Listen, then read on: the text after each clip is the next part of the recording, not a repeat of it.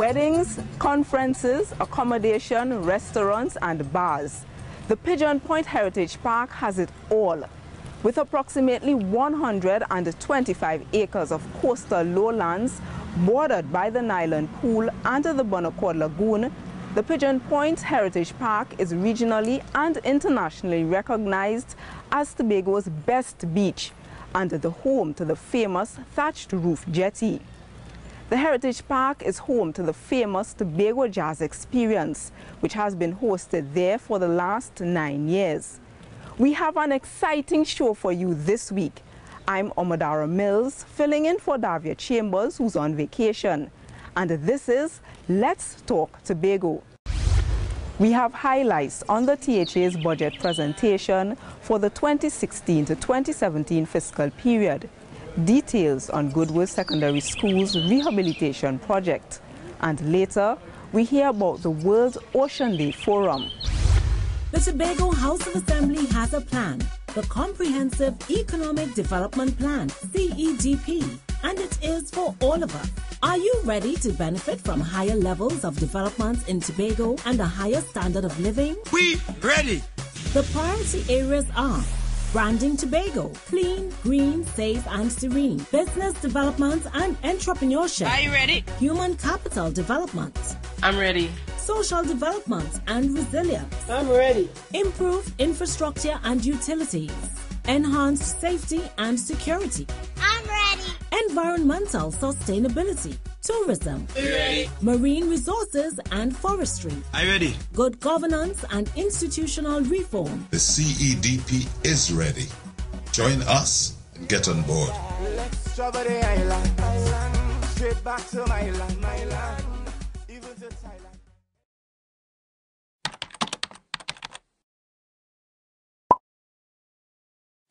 Hey, why don't you step into the Scarborough Library facility? It has all the knowledge of our land, people and heritage that you just won't find online. The Scarborough Library facility is now open. Tobago Library Services. Information inspires innovation. The most recent addition to the Pigeon Point Heritage Park is the pavilion. Coral stone was used to blend the building into its natural beachfront setting and duplicates a traditional building technique utilized across the Caribbean. Now pay attention to this. The Tobago House of Assembly has reduced its budget request by $143.8 million. The requested amount will be enough to sustain and develop Tobago for this fiscal period. Here's Kern De Freitas with this report. $5.239 billion. That's what the Tobago House of Assembly is asking from central government to sustain and develop the island over the next fiscal period. This sum includes a recurrent expenditure of $3.209 billion, a decrease of $143.8 million from last year's request, and a $2.03 billion request for its development program. That's a decrease of $269.1 million from the fiscal 2016 request. Diversification and development of the private sector are two areas of focus for the THA's development program.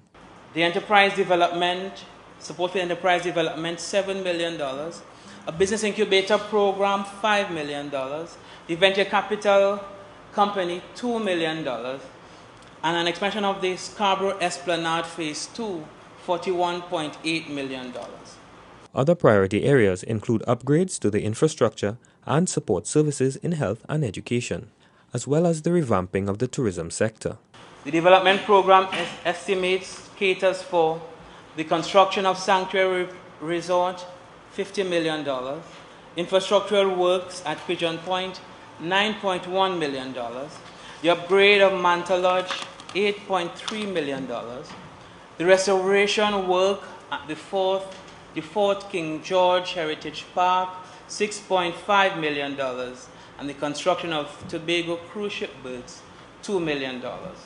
Allocations for roads, land and housing developments are also being sought for the next fiscal year. Agriculture too is high on the Assembly's list of budgetary requirements. The Agricultural Access Road Program, $60 million. The construction of the Scarborough Abattoir, $20.5 million. The construction of the Scarborough Market, $20.2 million. Improvements to beaches and landing facilities, $10 million.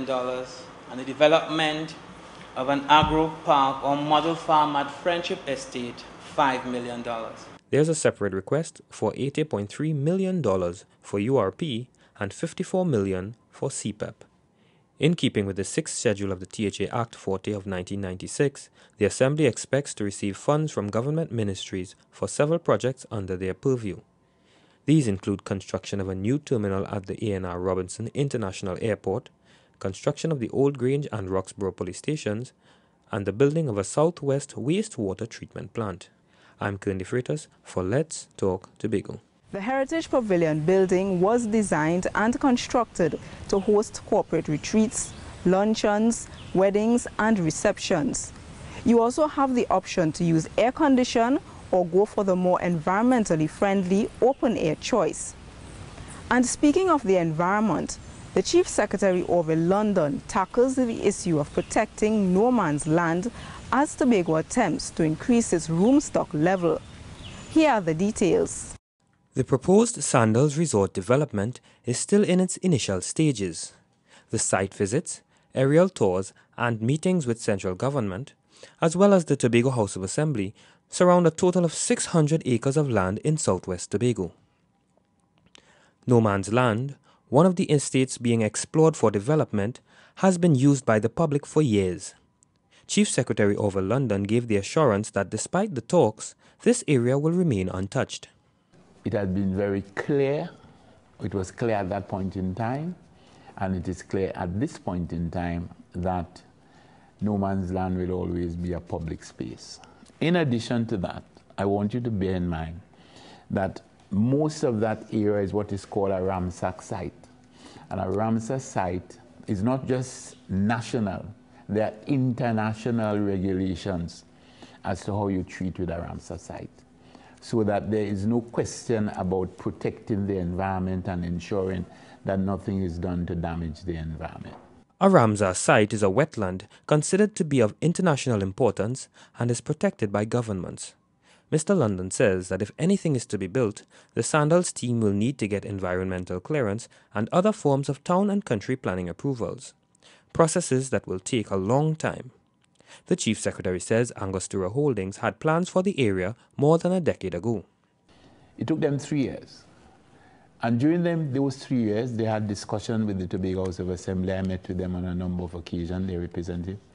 They had extensive discussions with the people at in the Tobago groups, Tobago sectors. And then after that, based on the recommendations that we would have made and the people of Tobago would have made, there were certain conditions that were put down. All parties involved are interested in the idea of having a Sandals resort and agree that it will benefit Tobago's tourism. But much still has to be done before the idea becomes reality, and that is still years away. And it is only from that idea that you're going to get the concept, and then you're going to get the conceptual drawings, and then from the drawings you're going to get the designs. So I want people to understand how very far away we are from a final design. The Chief Secretary has stressed that a development of this kind will have to be sustainable for the people, the environment, and the benefits it can bring to the tourism sector. I'm Kearney Freitas for Let's Talk Tobago. The ambience here at this heritage facility is warm and elegant, as the view of the calm Caribbean Sea dominates the beachfront facility. We stick close to the ocean as we bring you details on the newest fishing facility to open its doors to the public. Charlottesville's fisherfolk now have a place where they can clean, store and sell their catch. Here's more in this story. Fishing is one of the major pastimes and income earners for Charlottesville, so the opening of the new Charlottesville fishing facility was a great occasion for the fishermen in the village. It's a step that should help improve the fishing industry in East Tobago. I am certain that this new facility will improve fish handling, reduce post-harvest loss, and showcase the great quality and the different variety of seafood which the fisher folk of Charlottesville have to offer to their customers. But a spanking new facility also brings the expectation that the building will be put to good use, be well maintained, and utilized in a way that will benefit the community. One of the things I've always recognized about the people of Charlottesville is that they understand quality, they demand quality, and they accept nothing less than quality. And we in the Tobago House of Assembly have kept our bargain with respect to that. We have given Charlottesville quality on every single occasion. Every single occasion. And we will continue to give you quality. But I'm saying that we want something in return. The people of Charlottesville and the people of Tobago East must take the responsibility to utilize these quality offerings from the Tobago House of Assembly to their own benefit and the benefit of their community. The fisherfolk were also advised to work together and come up with collective strategies to help run and maintain the facility. I also want to use this opportunity to encourage the fishermen that they also have a critical role to play in that regard. And so they too in this community must determine what are their roles and responsibilities that they need to act out in order to ensure that we have the sustainable development of the fishing sector in this particular village. The facility is part of the THA's thrust to boost food production on the island. I'm Kern De Freitas for Let's Talk Tobago. Details on the Goodwood Secondary School's rehabilitation project after this short break. We'll be right back.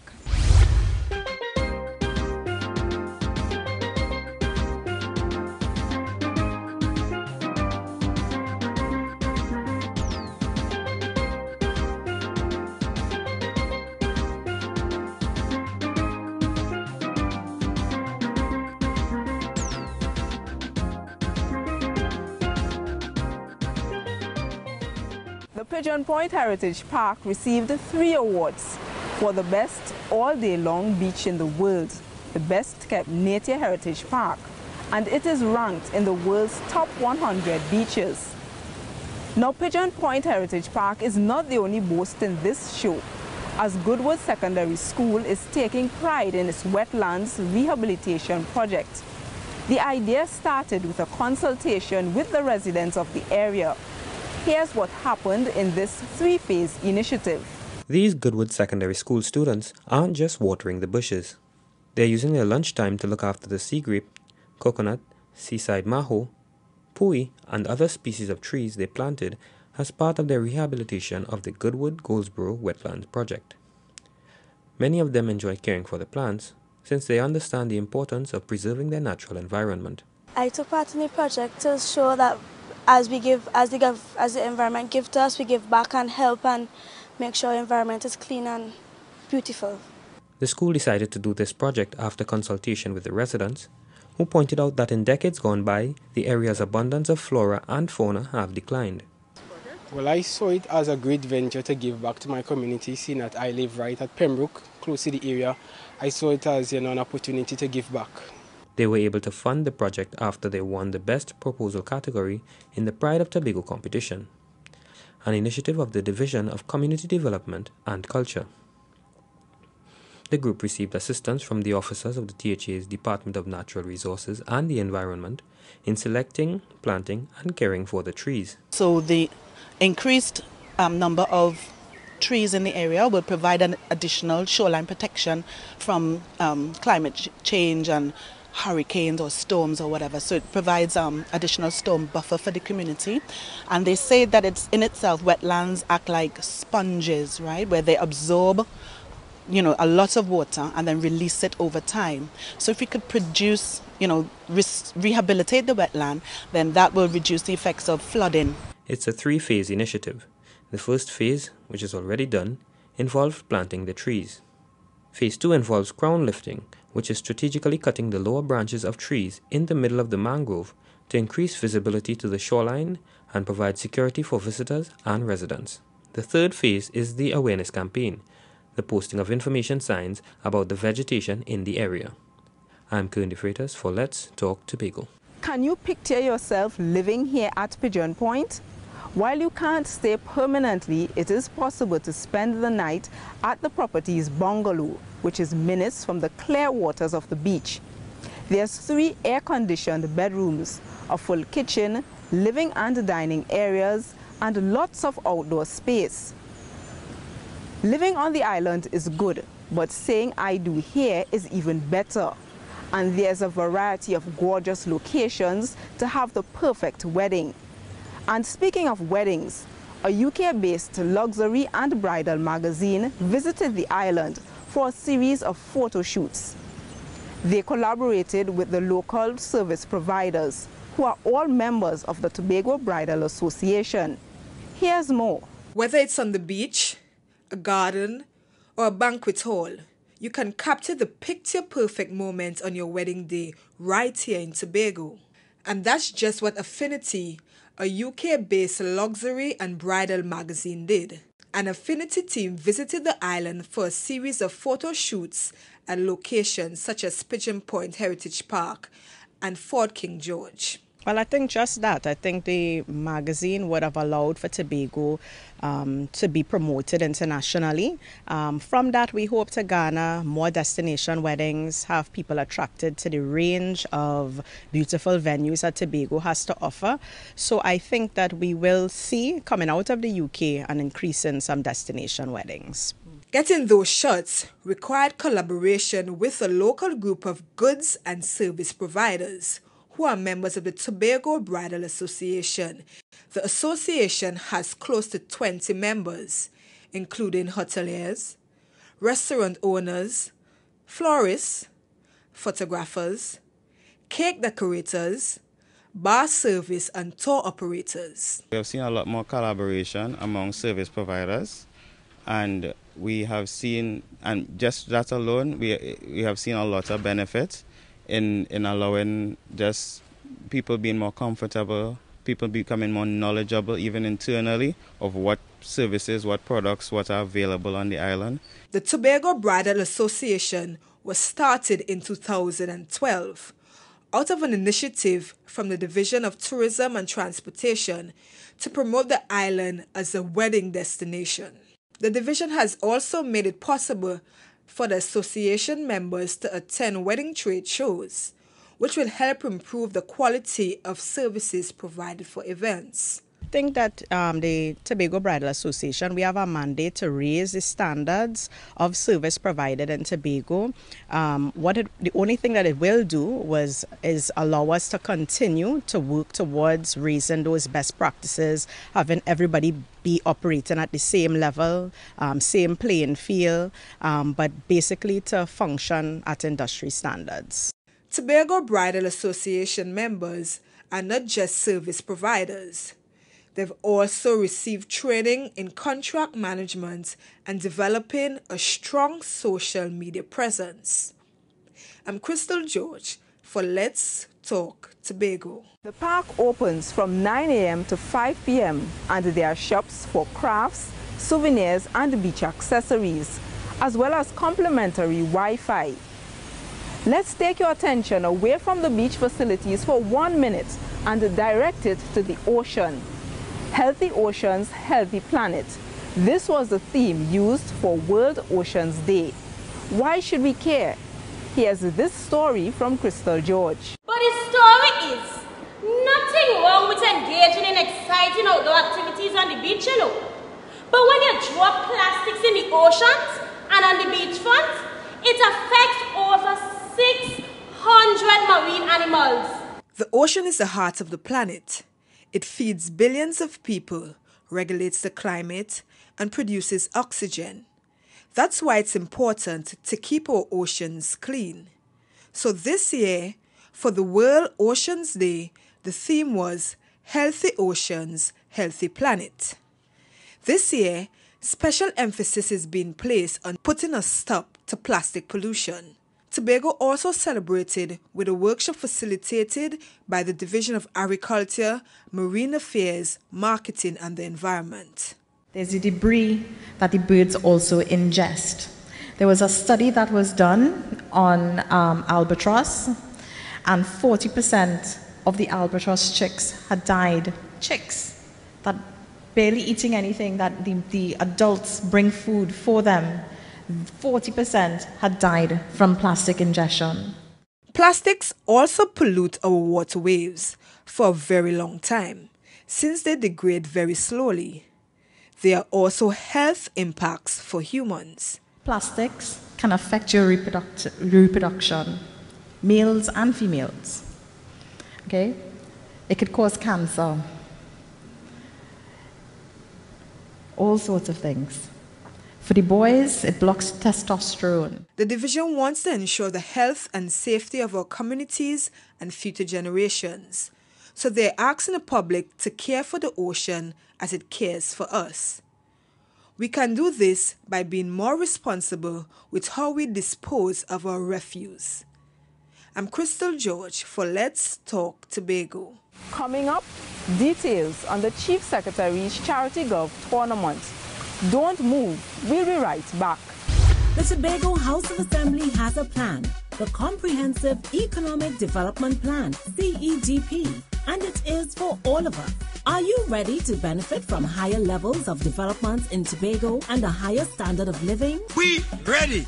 The priority areas are branding Tobago, clean, green, safe and serene, business development and entrepreneurship. Are you ready? Human capital development. I'm ready. Social development and resilience. I'm ready. Improved infrastructure and utilities. Enhanced safety and security. I'm ready. Environmental sustainability. Tourism. Are you ready? Marine resources and forestry. Are you ready? Good governance and institutional reform. The CEDP is ready. Join us and get on board. Let's travel the island, straight back to my land, even to Thailand. Pigeon Point Heritage Park is famous for hosting Reggae on the Beach, the Tobago Dragon Boat Festival, and the Spring Break. The cool ocean breeze and the view of the Caribbean Sea is the perfect backdrop to any event. Now, the annual Chief Secretary Charity Golf Tournament is a competitive event which has been hosted for 12 years. Amateur players from all over the Caribbean congregate at the Tobago Plantations Golf Course for the overall title. Here's more in this story. For 12 years, the annual Chief Secretary's Charity Golf Tournament has been supporting worthy causes in Tobago. It's also highly competitive as amateur golfers from across the Caribbean converge on the greens of the Tobago Plantations Golf Course for the overall title and the bragging rights. But its greatest value is the support it gives to individuals and organizations in need. I support the tournament because of the benefits that accrue to Tobago consistently and the potential that this tournament have to bring even further benefits to Tobago. There were also a prize-giving ceremony on the closing night for the winners, as well as special prizes. Mr. London says he is hopeful that the tournament will continue even after his tenure as Chief Secretary ends next year.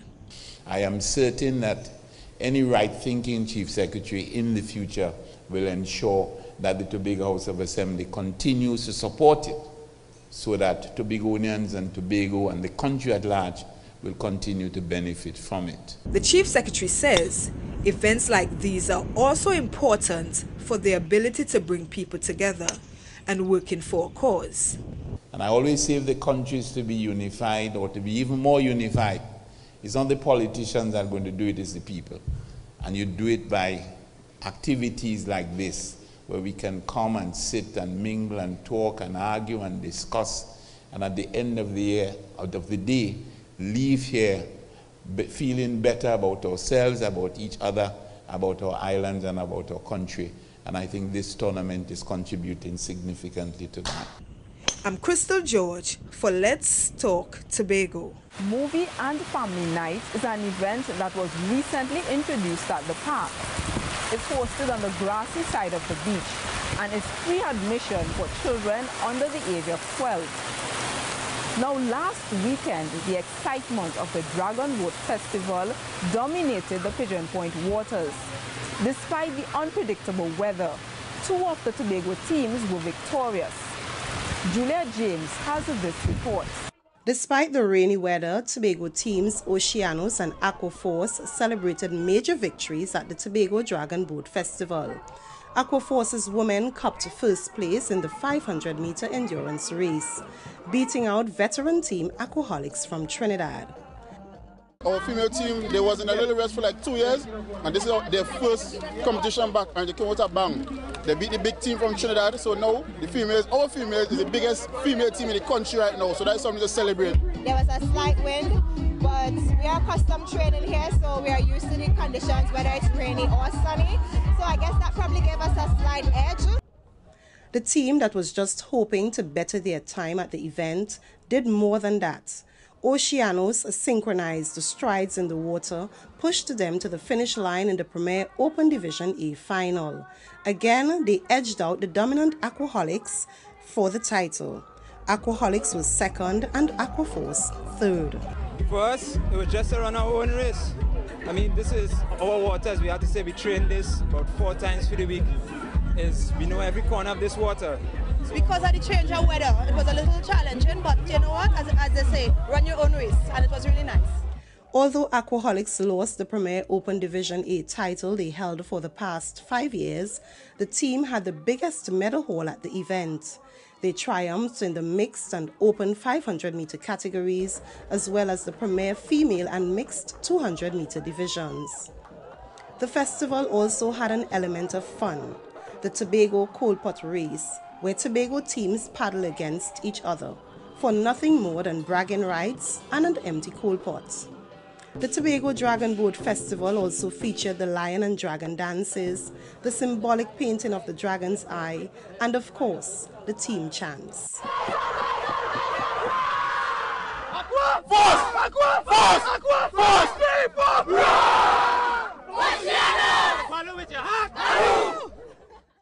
From the Division of Tourism and Transportation, I'm Juliet James for Let's Talk Tobago.